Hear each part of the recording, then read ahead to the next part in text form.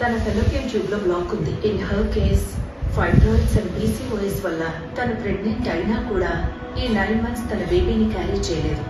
So మీరు బయోలాజికల్గా పిల్లల్ని కనడం ఎప్పటికీ జరగదు.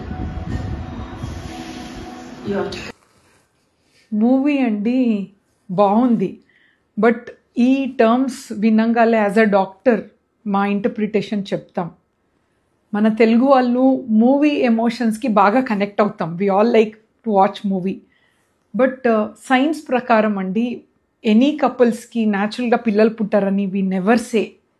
ఎస్పెషలీ ఈ మూవీలో PCOS అన్నారు. ఇన్ఫ్యాక్ట్ PCOS లేడీస్ చూస్తే we know natural conception chances high ఉంటుంది. IVF పక్కన పెట్టండి. ట్యూబల్ బ్లాక్ అన్నారు. ఇన్ఫ్యాక్ట్ ట్యూబల్ బ్లాక్లో first IVF baby Louise Brown మదర్కే ట్యూబల్ బ్లాక్ ఉండింది అండ్ షీ వాజ్ బార్న్. అది ఎప్పుడో 48 years ముందు. ఇప్పుడు టెక్నాలజీ ఎంత అడ్వాన్స్ అయింది. 2 ట్యూబ్ బ్లాక్ అవుతాయి అండి. IVF has come as miracle అనమాట. మోర్ దెన్ 7 million కపుల్స్లో బేబీతో వెళ్తున్నారండి ట్యూబ్స్ బ్లాక్ ఉంటే కూడా.